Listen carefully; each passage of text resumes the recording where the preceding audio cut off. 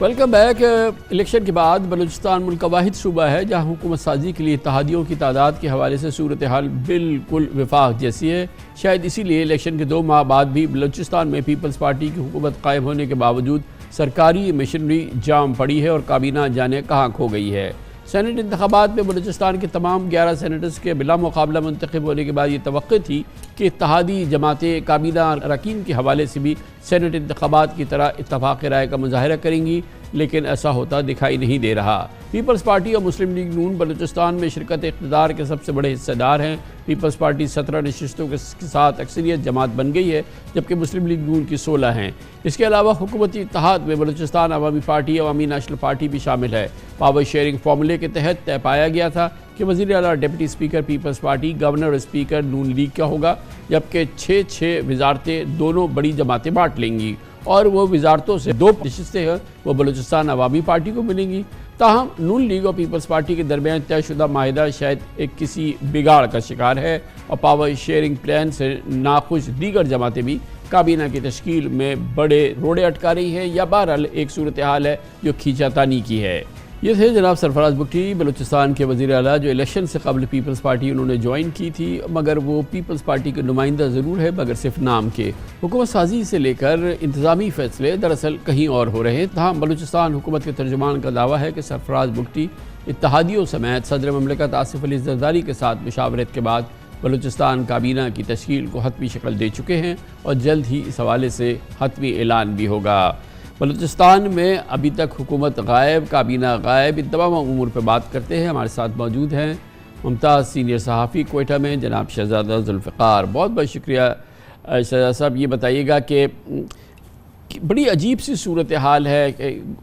Basic बात तो यह है कि जो सीट्स हैं, जो विनिंग पार्टीज़ हैं, उनकी बराबर की ऑलमोस्ट सीट्स हैं और इनमें आपस में कोई तय नहीं हो पा रहा कि कैबिनेट में कौन आए और कौन ना आए। यही वजह है जिसकी वजह से अभी तक यहाँ कैबिनेट नहीं बन सकी।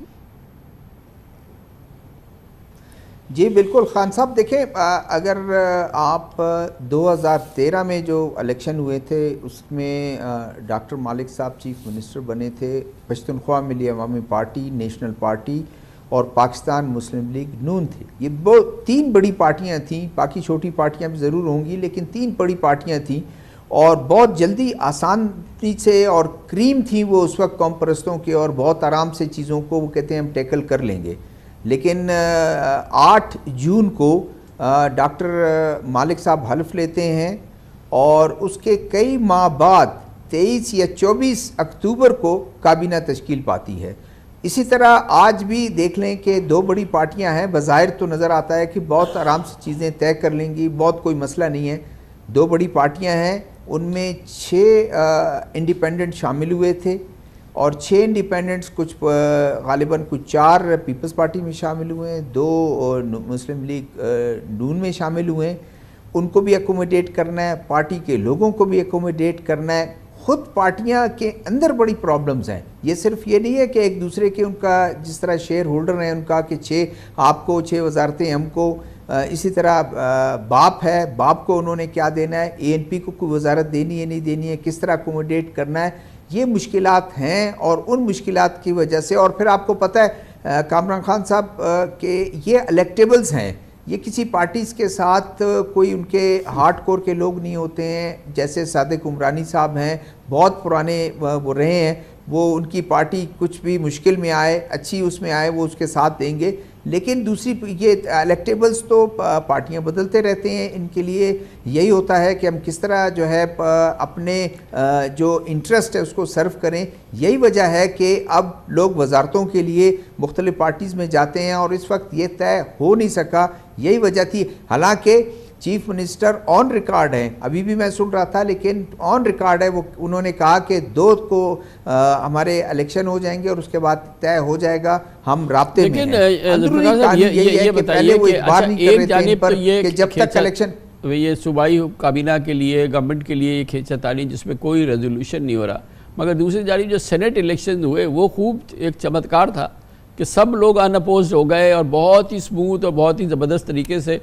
खबरें ये हैं कि इस्लामाबाद से कुछ लोग आए और उन्होंने ये बिल्कुल बहुत ही आसानी से ये मरहले को अबूर कर लिया। ये जो सेनेट इलेक्शंस हुए ये भी बड़े दिलचस्प है कि एक सीट पे भी मुकाबला नहीं हुआ।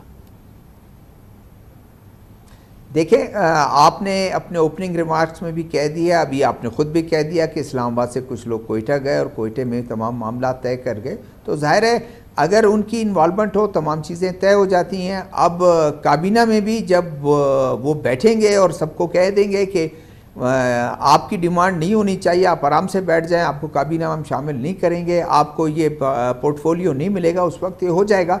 यही इसी मैं वही कह रहा था कि इलेक्शन सेनेट के इसीलिए थे, इंतज़ार कर रहे थे कि उसके बाद लोग नाराज़ हो जाएंगे, फिर वो यहाँ वहाँ शायद वोट कास्ट ना कर दें। तो यही एक खदशा था, उसकी वजह से अनअपोज हुआ, इसीलिए कि कम से कम उन MPs की ब्लैकमेलिंग से हम आज़ाद हो जाए। अच्छा, अब क्या इस वक्त करंट स्टेटस क्या है? क्या लग रहा है कि 2-4 दिन या वो जो पहले आपने बताया डॉक्टर मालिक के ज़माने में कि तकरीबन 4 महीने तक कैबिनेट नहीं बनी थी, कुछ इसी किस्म का तातुल नज़र आ रहा है, रेजोल्यूशन के करीब है, कुछ हो रहा है?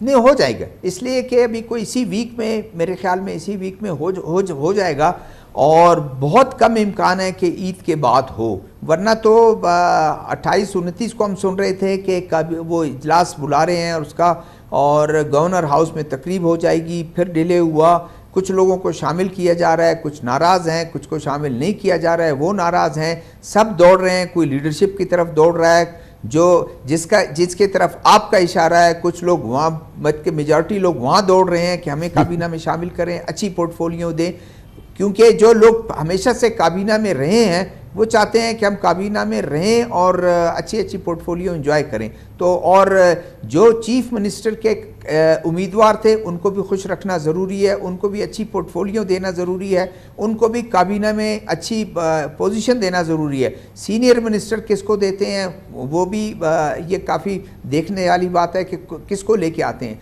तो ये असल वो है, और मेरे ख्याल में एक हफ्ते में